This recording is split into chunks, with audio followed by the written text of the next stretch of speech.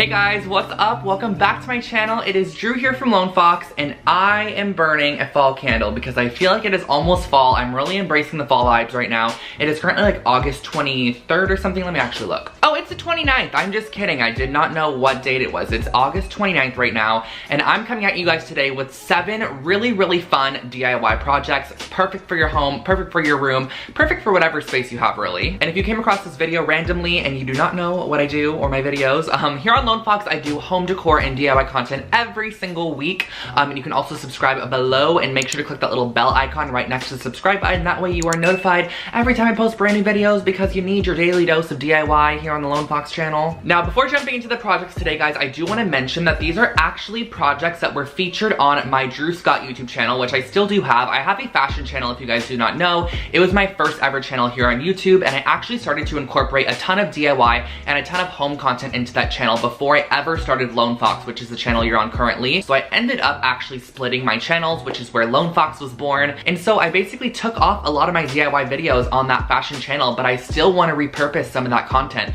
So I'm taking a lot of the videos and actually compiling them into one right here. This is going to be one of the last kind of compiled videos that feature projects that I've done in the past. So there is a slight chance that you might recognize 1 or 2 of these projects from videos that I've done years ago if you happen to have been searching years ago. But I feel like they're still going to be super fresh because I have updated them with brand new voiceovers. I re-edited the entire thing, and I just made it feel a lot more current and fresh for you guys. So I'm featuring 7 really fun DIY projects. And the reason I'm kind of uploading this one right now is because I am working on the most insane apartment makeover for you guys. It is a full apartment, a bedroom, living room, kitchen, bathroom, and it has been taking up so much of my time. So I thought this was just going to be a nice little filler for you guys that still is great quality content, but didn't require me to, you know, like go and film a full-on video where I need to go to IKEA and do this and that, because this apartment makeover that I'm doing is literally going to be crazy. It's going to be 3 parts.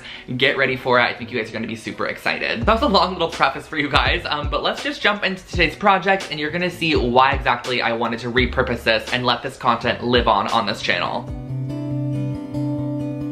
The supplies for this first project are super minimal. All I'm going to be using is some cement, some Mod Podge, a wooden tissue box holder, and a paintbrush. So I'm starting off by taking my Mod Podge, and I'm actually going to be mixing the cement powder with the Mod Podge. And this cement powder is super affordable at any hardware store, Home Depot, wherever it might be. It can be just quite heavy when you buy it in a bag, and I'm mixing it up to create almost this like glue-like cement texture. And I'm just using this very coarse brush to paint it on the outside of a wooden tissue box holder. This one is from Michaels. You can find them really anywhere, and they're only a couple of dollars in the raw wood section at your craft store. So I just gave this a nice coating. You could also do it with water, but I just felt like the Mod Podge created a nice sticking element. So I was able to really layer up the concrete on the outside and let it dry in between each layer to create a perfect cement tissue box.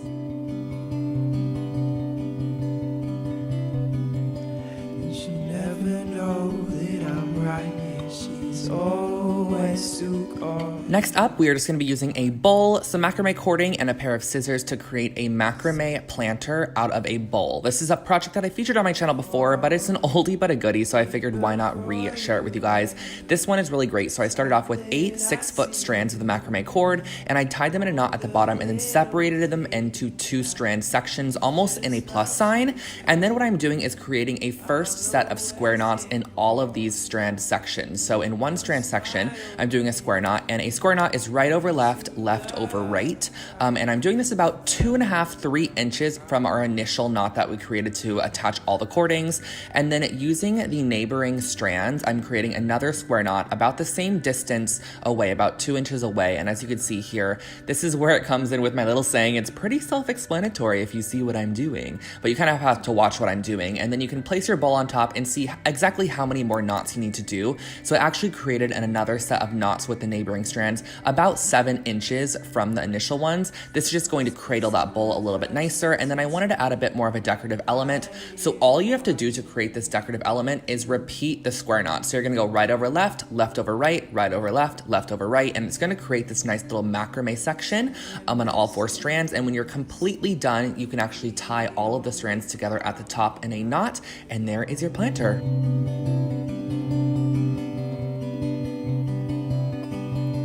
This next project is a super cute way to display your Polaroids or pictures. I'm just using some clay, some gold leaf, and a paintbrush. So this is the Fimo Soft Clay, which is just a nice, soft, malleable clay to work with from the craft store.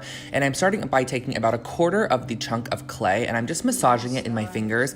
And I like to work with clay on top of wax paper or parchment paper just so it doesn't stick. And I'm kind of creating a pyramid shape, and I'm just shaping this with my fingers. You can actually use whatever you'd like. And I'm using a small piece of dental floss to actually create the incision down the middle of this piece, which is going to be the slot that you can insert your photo or whatever you want to put in there. I actually created another one as well with a slot on the side, so you can really just kind of get creative with where you want to put those or the shapes that you want to create. And next I used a small piece of black clay and I marbled in a bit of white. So all you have to do for this is just kind of marble in the section, and you're just going to do that by mixing around the clay, twisting it in circles. You're not going to want to over mix it because you can actually mix the colors completely together, but you're going to want to mix it to where you can really see that nice white marbling. And then again, use your dental floss to create the slit. You can also use a piece of thread, whatever you have handy, and then just bake your actual clay to the temperature on the packaging. Each clay is different, so just make sure to check what the temperature is. And once they are completely done baking, all you have to do is decorate them. For some of them, I just taped them off and added a bit of gold paint to the outside edges, and then I finished them off with a nice coat of glossy Mod Podge.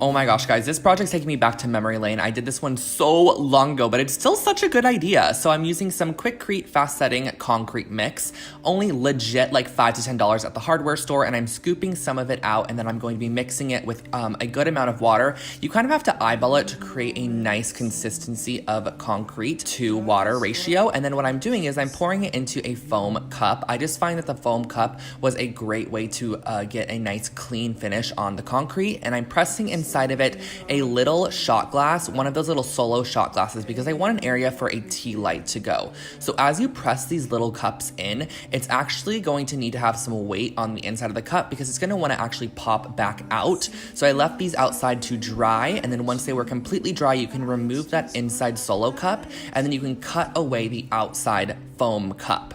And I just found this to be the easiest way to actually create these, and they legit look like they cost so much in the end, but they were actually super, super affordable and easy to create. I went in with a bit of sandpaper to sand down any rough or harsh edges, and then I also did do a little bit of painting. I used some painter's tape to create a nice little like silver chrome effect on these. I love the way they turned out, but you can also do this with a color. You can do it with a white or a cream to create kind of a farmhouse vibe, whatever you want to go for, but these are your finished off little tea light holders.